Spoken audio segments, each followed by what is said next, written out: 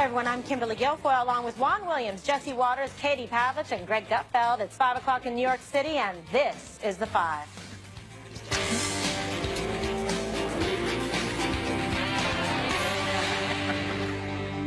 Major developments in the heated national debate on immigration. President Trump signing an executive order which will keep migrant families together in detention centers. The president explaining why he's taking action.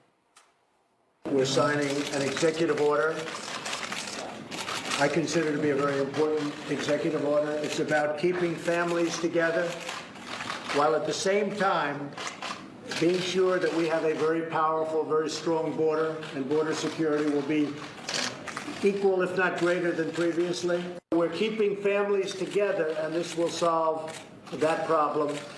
At the same time, we are keeping a very powerful border, and it continues to be a zero tolerance. We have zero tolerance for people that enter our country illegally. The big question remains, is it legal? The courts have said children cannot be detained for longer than 20 days with the adults. All right, Greg, we start with you. Obviously, this has been a pretty hot-button issue, a lot of discussion back and forth from both sides, and everyone obviously cares about families and about children, and no one wants to see children harmed. And now you see the president engaging in executive action to try to address some of the concerns, valid concerns that people have. Yeah, I think everybody... The problem with this issue has always been that everybody agrees the separation issue is bad. The problem is nobody had a solution. Nobody was offering solutions. They were offering a lot of anger and rage. Over time, though, you start seeing these ideas bubble up. What are you going to do? What are you going to do? My worry is, I worry about the intensity of anger and division that I saw this week as we got to this point.